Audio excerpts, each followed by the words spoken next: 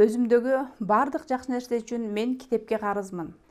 Мен канчалык көп окуган сайын китептер мага жашоо сырын ачып, өмүрүм кызыктуу да, маңыздуу да боло баштады, деп Максим Горький айткан экен. Демек, жашообузду кызыктуу жана маңыздуу кылыш өзүбүздүн колубузда, балдар. Бүгүнкү сабагыбыздын темасы, балдар, расмий иштиктүү стиль жана анын мүнөздүү белгилери. Расмий иш кагаздары, мыйзам, указ жана буйрук. Бүгүнкү сабагыбызда, балдар, силер расмий иштиктүү стиль тууралуу маалымат аласыңар. Иш кагаздарынан мыйзам, указ, буйруктун колдонулуш өзгөчөлүктөрүн аныктайсыңар. Иш кагаздары боюнча сабаттуулугуңарды арттырасыңар. Иш кагаздары булар, балдар, документтер. Биз иш кагаздары дегенде документ деген сөздү түшүнүшүбүз керек. Бул атайын калыпка, эрежеге салынган, маалымат булактарында катталган, коомдук мамилелерди теске салган тексттер болуп эсептелет.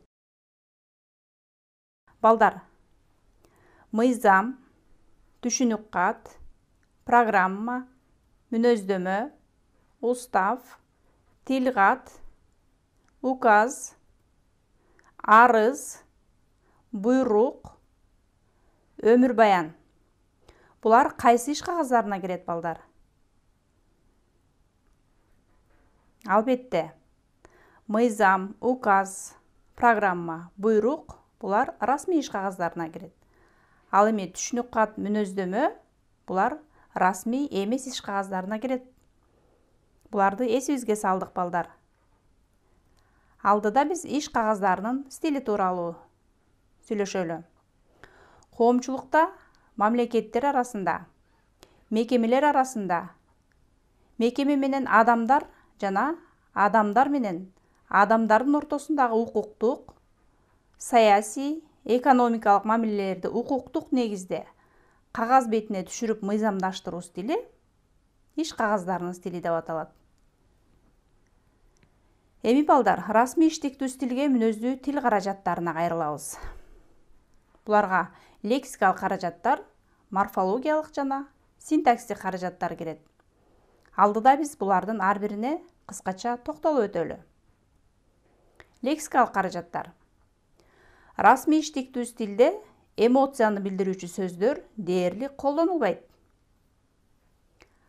Адамдын аты жөнү, иштеген жери, дареги, иштеген жумушу, мекеменин аты толук жана пак жазылууга тийиш. Биз алдыда кыскача мисал келтирип көрөлү. Кыргыз Республикасынын жараны, Ысык көл облустук кеңешинин депутаты Алымов Адилет, дареги Ысык көл облусу, Каракол шаары, Тынысанов көчөсү 82. Бул бизге кыскача мисал болуп берди, балдар. Эми морфологиялык каражаттарды карап көрөлү. Аталыштар, терминдер сөз жасоочу мүчөлөрдүн жалганышы аркылуу пайда болгон. Мисалы, токтом, келишим, мүнөздөмө. Алардын кайсы мүчөлөр аркылуу жасалганын көрдүңөр, балдар. Андан кийин туунду санатоштордун колдонулушу. Санатоштордун колдонулушу. Сүйлөм менен мисал келтиребиз, балдар. Жазгы талаа иштерин уюштуруу иши айыл жетекчилигине милдеттендирилсин. Бул жерде этиштин буйрук ыңгайларынын дан, дыр, ыл, сын формалары аркылуу жасалды. Милдеттендирилсин деп. Синтаксистик каражаттарды карап көрөлү, балдар. Иш кагаздарында сүйлөмдөр түзүлүшү жагынан өзгөчө болот. Мисалы, сүйлөмдүн баяндоочу ээден мурда келет. Берилди ушул справка Айдаров Кубатка. Бул жаран Бишкек шаарындагы Учкун Кичи районунда Миң Булак көчөсү 10-үйдө жашап жаткандыгы чындык. Үй бүлө мүчөлөрү деп үйдөгү жашаган бардык үй бүлө мүчөлөрүнүн аты жөнү жазылат. Дагы бир мисал келтирип көрөбүз. Угулду биринчи маселе боюнча окуучулардын катышуусу жетишүүсү тууралуу класс жетекчинин отчету. Анан кийин экинчи маселе боюнча, үчүнчү маселе боюнча деп катары менен кете берет.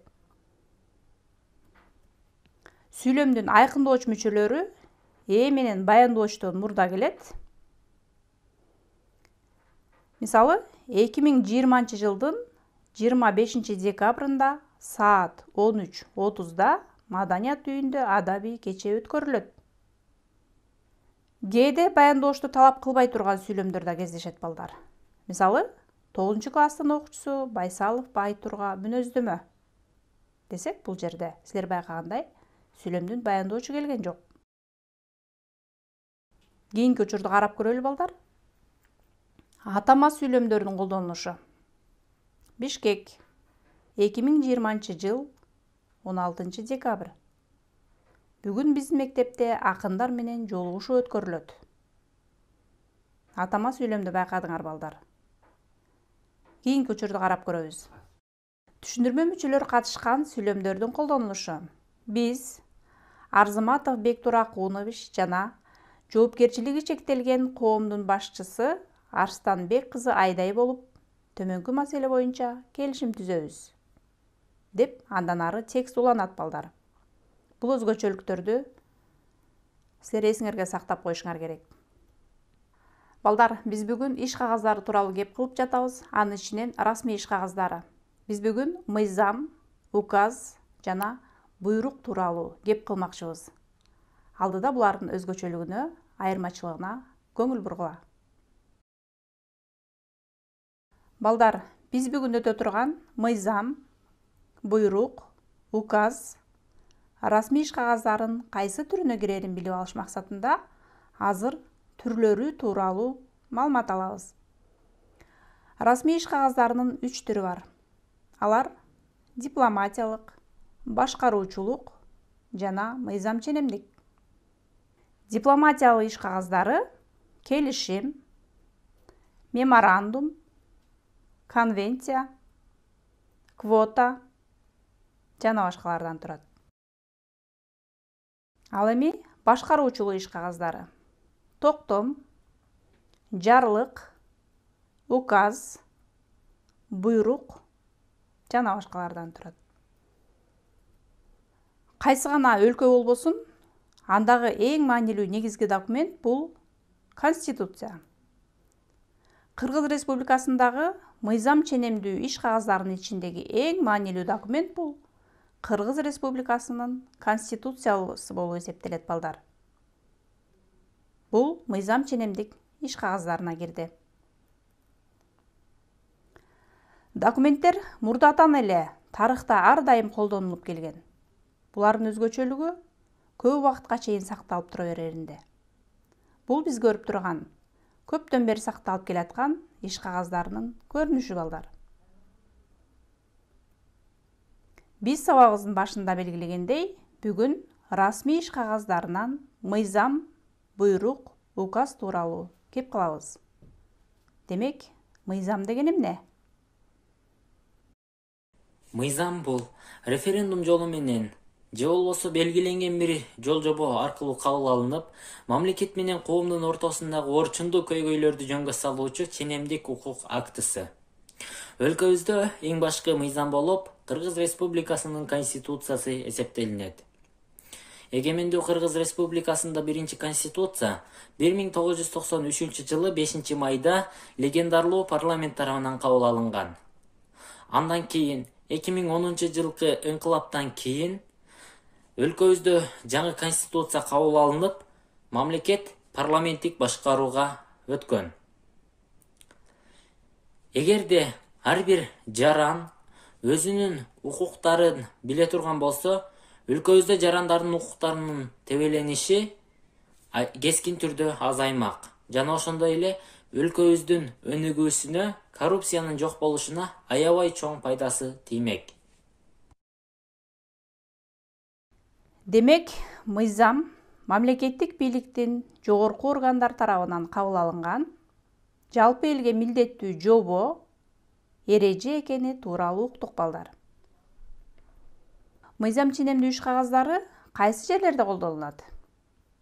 кандай гана мамлекеттик деңгээлдеги чогулуштар болбосун, айрым расмий жолугушуулар болобу,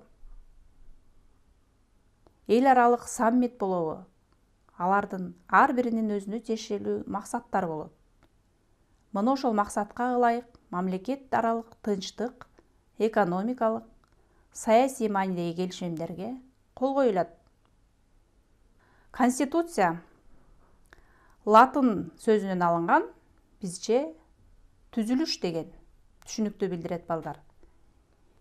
Эң жогорку юридикалык, укуктук нормативдик күчкө ээ мамлекеттик документ болуп эсептелет. Указ мыйзам күчүнө ээ болгон мамлекеттик жогорку бийликтин берген көрсөтмөсү. Ал бийлик жетекчиси жана аткаруу бийлиги тарабынан кабыл алынат. Алдыда силер мамлекет башчысы кабыл алган жарлык тууралуу кыскача видеону көрөсүңөр. Аскер кызматын өтөгөн жигиттерди запаска бошотуу жана жаңыларын аскердик кызматка чакыруу боюнча жарлыкка кол койду. Бул тууралуу мамлекет башчынын маалымат кызматы билдирди. Жарлык расмий жарыяланган күндөн тартып күчүнө кирет. Ага ылайык аскердик жана альтернативдик кызматын өтөп бүткөн аскерлер куралдуу күчтөрдүн, башка аскердик түзүмдөрүнүн жана мыйзамда аскердик кызмат каралган мамлекеттик органдарынын катарынан запаска бошотулат. Ал эми 18 жашка толгон жана кийинки чакырууга калтырылган уландар 2020-жылдын март-май айларында куралдуу күчтөргө, башка аскердик түзүмдөргө жана мыйзамда аскердик кызмат каралган мамлекеттик органдарына мөөнөттүү аскердик жана альтернативдик кызматка чакырылат. Буйрук мамлекеттик башкаруу органдарынын жетекчилери чыгаруучу иш кагазы. Буйрук мекеме, ишканалардын өзүнүн негизги жана күнүмдүк милдеттерин жана иш-чараларын уюштуруу үчүн колдонулат. Биз жогоруда белгилегендей балдар, буйрукту бул мекемелердин, ишканалардын жетекчилери да кабыл алат. Демек алдыда биз жумушка кабыл алуу тууралуу буйруктун үлгүсүнө көңүл бурабыз. Кыргыз Республикасынын Билим берүү министрлиги номер 55-балабакча, Бишкек шаары. 2020-жыл 25 август номер 18 буйрук. Кадрлардын өздүк курамы боюнча жумушка кабыл алуу жөнүндө. Рыскулова Алия 2020-жылдын 22 августунан баштап тарбиячы болуп дайындалсын. Негизи Рыскулова Алиянын арызы. Деп алдына директордун колу жана дата коюлат. Майрамдык иш-чараларды уюштуруу иштерине карата буйруктун үлгүсүн окуп көрөлү балдар. Чүй райондук мамлекеттик администрациясы буйрук номер 5. 2021-жылдын 18 февраль. Норуз майрамын майрамдоо учурунда тартипти жана коопсуздукту камсыздоо жөнүндө. 21 мартта массалык майрамдоо учурунда шаардагы коомдук тартипти жана коопсуздукту камсыздоо боюнча буйрук кыламын. 1. Райондук ички иштер бөлүмүнүн башчысы, бул жерге аты жөнү жазылат, 21 март күнү тартипти жана коопсуздукту камсыз кылсын. 2.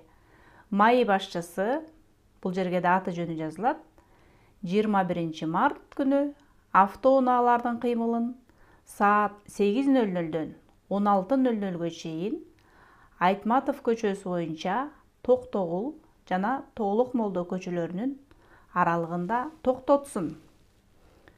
Андан ары уландысын да окуп коебуз балдар. 3. Буйрукту аткаруу райондук мамлекеттик администрация башчысынын орун басары Алымовго милдеттендирилсин.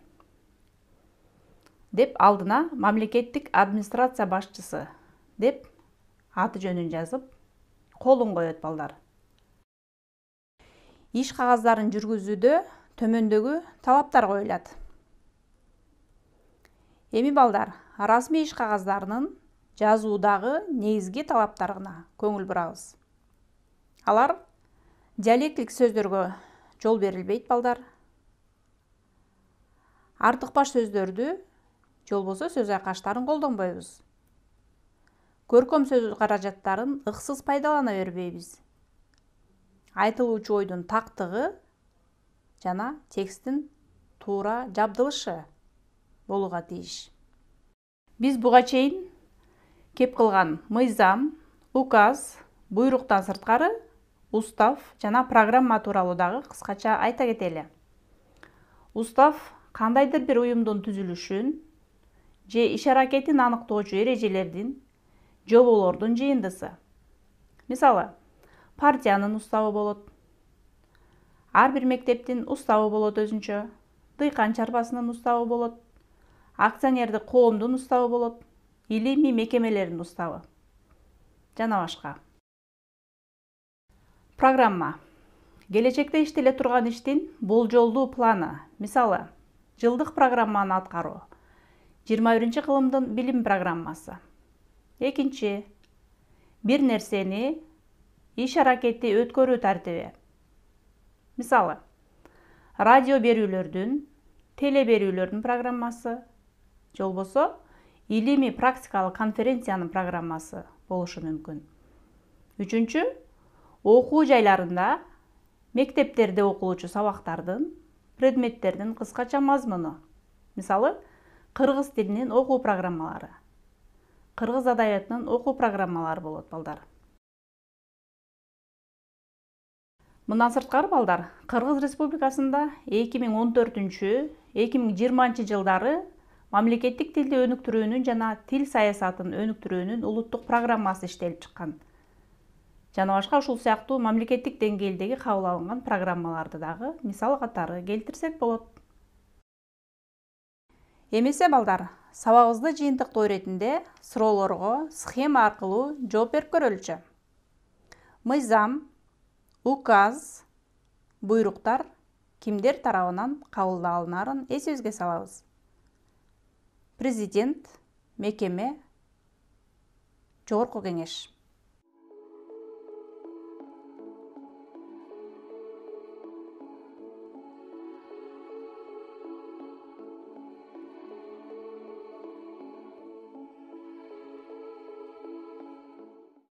Биринчи, мыйзамды кимдер кабыл алат, же болбосо мыйзам кайсы жерде кабыл алынат? Албетте, жогорку кеңеште кабыл алынат. Андан кийин буйрук кимдер тарабынан кабыл алынат балдар? Туура айтасыңар. Мекеме, уюмдардын жетекчилиги тарабынан кабыл алынат буйрук. Ал эми указды ким кабыл алат? Туура айтасыңар. Указды президент кабыл алат. Же болбосо жарлыкка президент кол коет. Биз бул тууралуу бүгүнкү сабагыбызда мисал келтирип өттүк. Демек, бүгүнкү сабакта биз эмнелер тууралуу маалымат алдык балдар? Расмий иштик түз тил, алардын тил каражаттары тууралуу жөнүндө маалымат алдык. Ошондой эле алардын түрлөрү, указ, мыйзам жана буйрук тууралуу маалымат алдык. Алардын колдонуш өзгөчөлүктөрүн, колдонуш чөйрөлөрүн билдик. Алдыда балдар, силер үйдөн өз алдынча иштөөгө, тапшырма алууга, интернет булактарынан, гезиттерден маалымат издеп, кабыл алынган указ, буйрук тууралуу үлгүлөрдү таап көчүрүп жазып, мугалимиңерге жөнөткүлө. Алардын жазылыш өзгөчөлүктөрүнө көңүл бургула. Балдар, ушуну менен бүгүнкү сабагыбыз аягына келип жетти. Менин сабагым силерге түшүнүктүү болду деп ишенем. Сабакка көңүл бөлгөнүңөргө ыраазычылык билдирем. Эмки сабактан амандыкта көрүшөлү.